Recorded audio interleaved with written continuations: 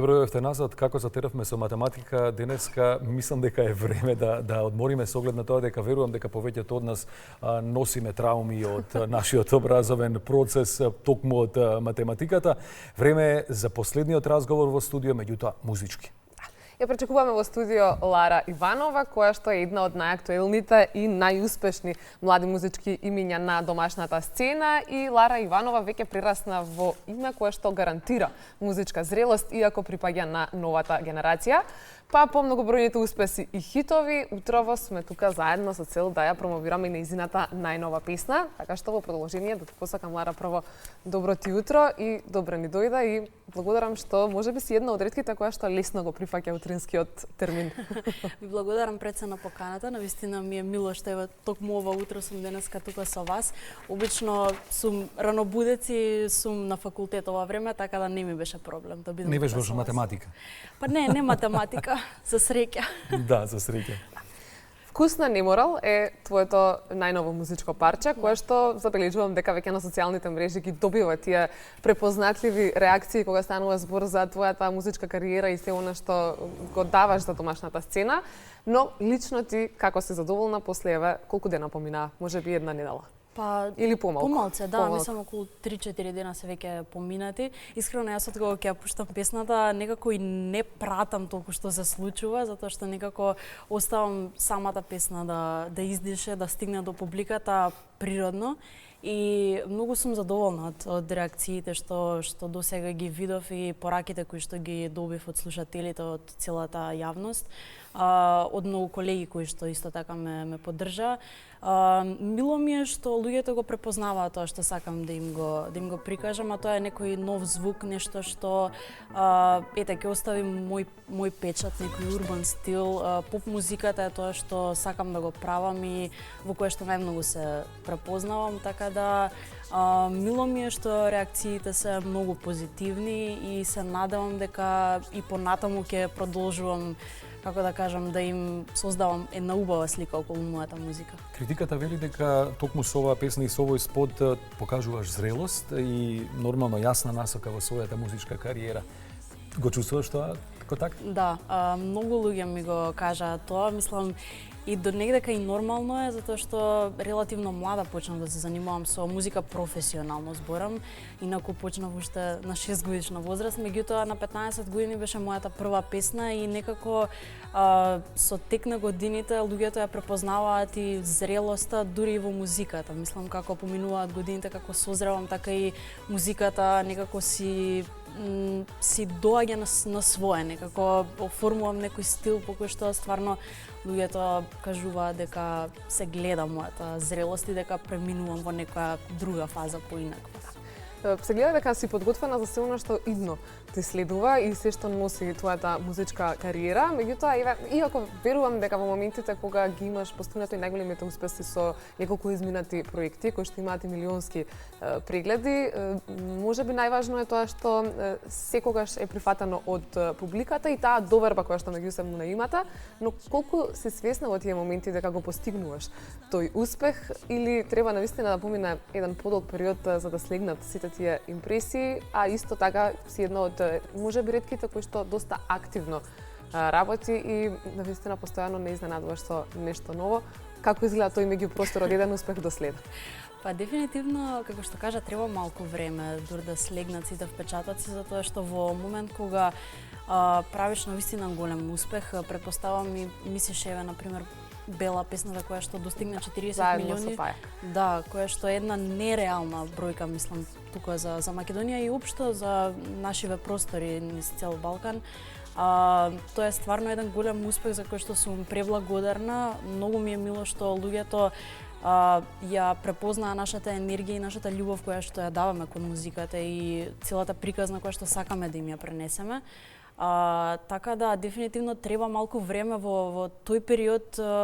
Бевме во шок што се случува, меѓутоа не ги осеќаш баш кога ќе кажеш 40 милиони, тоа е многу голема бројка кога ќе ги замислиш како луѓе пред тебе да стојат. Колку време помина од Бела? Мислам 3-4 години така нешто сигурно има. Да, 3-4 години и се уште е хит. се уште, да, се уште некако не престанува да се слуша песната и ние кога ќе видиме, ќе отвориме бројките како растат на YouTube, тоа е нереално.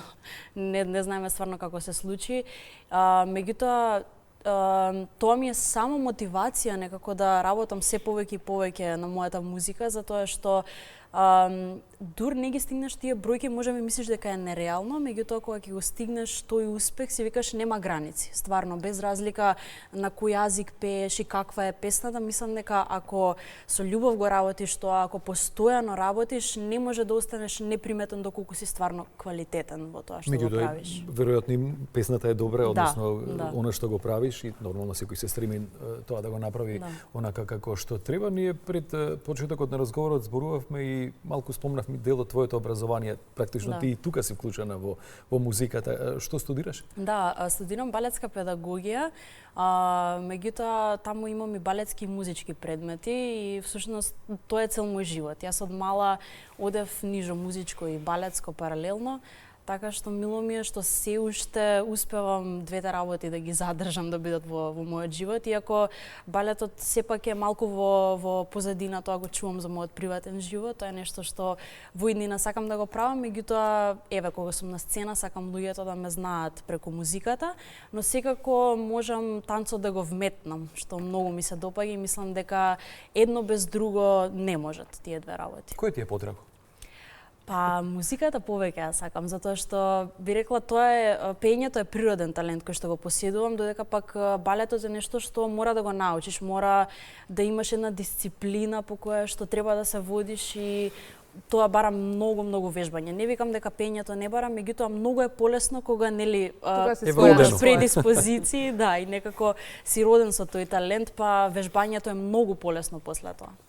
Лара, без добра екипа која што стои зад секој проект, веројатно успесите не би била во вака големи разбери, но исто така и твојата доследност кон соработниците, иако дава шанса и за многу нови соработки. Секогаш, меѓутоа, секогаш некако се вклопуваат тие исти луѓе кои што се препознатливи и по самите песни и по видеозаписите, затоа што кај тебе едно со друго оди секогаш заедно и нова песна и одличен видеозапис кој што е во чекор со она што се случува и во регионот.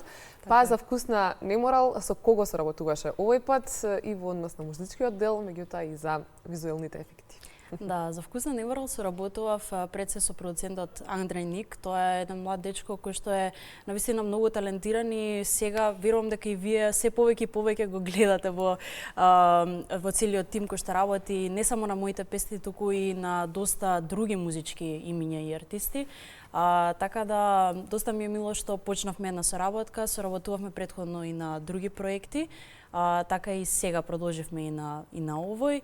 Исто така и со Димитар Николов, тоа е неговиот брат.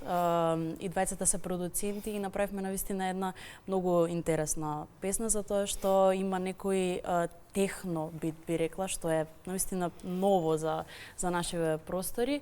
За текстот се погрижи Андреј Поповски, а за видеозаписот работев со Били Д и цела негова екипа. Навистина се една голема екипа, да, така да ги поздравам во оваа прилика сите заедно.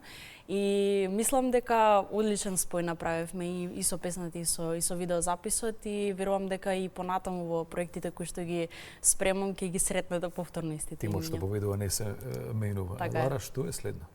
Следно, спремам уште една соло песна која што сакам да искочи како сингл, инаку паралелно спремам многу повеќе песни кои што ќе видам во кој формат би ги објавила. Еднаш објавив EP и мислам дека баш тоа беше моето последно гостување тука кај вас. Тоа беше нешто сосема ново за домашната музичка сцена, ако се сеќавам добро. И баш сакам да видам дали повторно во тој формат би ги објавила, дали ќе биде албум. Сега за сега уште сум во тие дилеми како точно да ги оформам. Да го оформам форматот за сите тие песни како ќе искочат. Спремам и уште еден интересен дует, би рекла, така да ќе останете во исчекување сега за сега. Меѓутоа женски или машки, барем тоа да знаеме каков дует. Машки. Еве ќе кажам толку, меѓутоа наскоро верувам дека ќе дознаете затоа што се спрема. Морам да те прашам затоа што е наистина актуелно последниот период и во соседните земји и во Македонија. Секако ева Тамара Тодевска најави солистички концерт, меѓутоа прашањето ми е во насока Тамара Тодевска постои многу долго на домашната сцена. Колку прави притисок кај младите артисти тоа што некако многу побрзо сега се стреми кон да се наполнат арени, да се има солистички концерт, или сепак мислиш дека тоа е некој нов начин за новата генерација и слушатели и поддржувачи на македонските артисти? Во регионот тоа се случува веќе подолг период, меѓутоа какво е твоето мислење на таа тема и дали можеби некаде стои за скоро? Па дефинитивно постојано размислувам за такво нешто, меѓутоа мислам дека сега би го направила тоа во некој помал формат.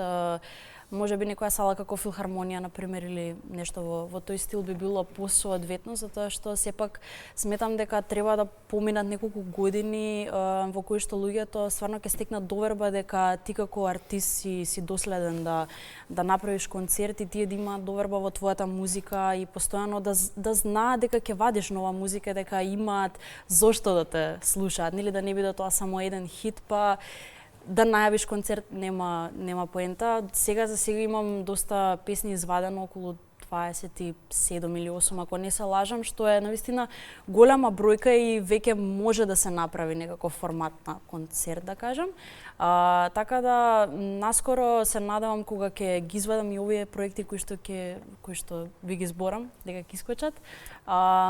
Дефинитивно ќе направам некој концерт, меѓутоа за некоја поголема сала мислам дека треба уште некоја година и уште малку работа за луѓето уште поубаво да ме дознаат и да сакаат 28 песни е сериозна бројка. Ќе бидат спакувани во албум или сепак она што следува ќе биде?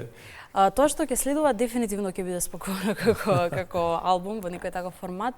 Меѓутоа и претходните песни сакам да ги одбележам како некој дупли албум, да кажам, затоа што тоа се навистина веќе доста песни. Лара, морам да те прашам, што ти мислиш со оглед, еве, ја начнавме темата, има артисти, еве, регионот кој веќе зборуваме за тоа, без собствени авторски песни, прават концерти. Да. Имавме еден случај на хрватски артист Јаков, или како и да се викаше.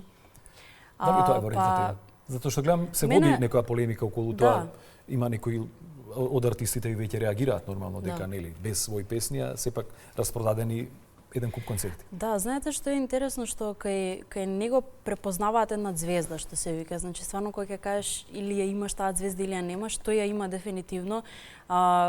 Се гледа таа топлина која што ја носи самиот, се гледа таа љубов која што ја споделува со публиката, се гледа дека ја сака музиката. Меѓутоа, да, малку е нефер кога некои артисти работат со години на своји авторски песни и се трудат да имаат концерти, да наполнат сала, да дојде некој што нема своји авторски песни, да ги пее и што се вика, нели, да го собере успехот од... Да, да го собере успехот фактички што претходно луѓето го граделе. Така да, малку е нефер. Меѓутоа мислам дека со тоа што веќе публиката го сака тој доколку работи на своји песни, мислам дека уште поголем успех ќе добие. Да.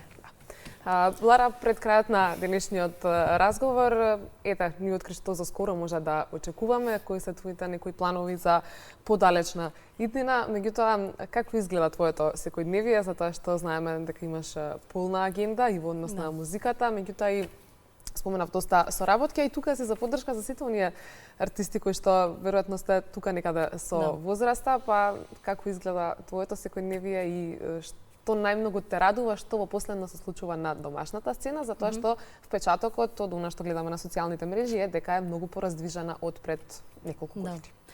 Тоа што многу ми се допаѓа е, вака, прво да започнам, денот ми изгледа најчесто. Денот го поминувам на факултет, од Сабајле поготово, одам на предавања во кои што морам да сум присутна и така некако ми поминува почетокот на денот, после тоа завршувам некои обврски, зависно кога како ги имам, тоа некогаш се работи околу музиката, нешто што треба да споделам на социјалните мрежи, затоа што и тоа доста време одзема. Меѓутоа најчесто вечерта ја оставам за одење во студио и тоа што најмногу ме радува што имам приметено меѓу нашата помлада генерација ние сакаме заедно да поминуваме некогаш време во студио. Мене ми се случило да сум со други артисти заедно во студио, да не работиме на конкретен проект, него буквално само споделуваме музика. Пример, јас ќе им пуштам мои песни да ги чуја, да ми кажат мислење и тие да споделат нивни проекти со мене. И тоа многу ми се случува што го нема тој момент и чекај сега сакам да скријам, што ќе вадам за некој друг да не ме ископира. Мислам дека тоа баш и не постои. Некако кога ти го имаш својот стил, не може некој друг да ти го земе тоа. Така да не се бориме за едно место, него мислам дека сите делиме истата публика и тоа ми се свиѓа во нашата генерација. Тоа се чувствува во однос на таа раздвиженост која што ја спомнавме на домашната сцена. Благодариме многу за издвоеното време. Се надевам и верувам дека за скоро се гледаме повторно за да најавуваме се она што е дел од твојата музичка кариера.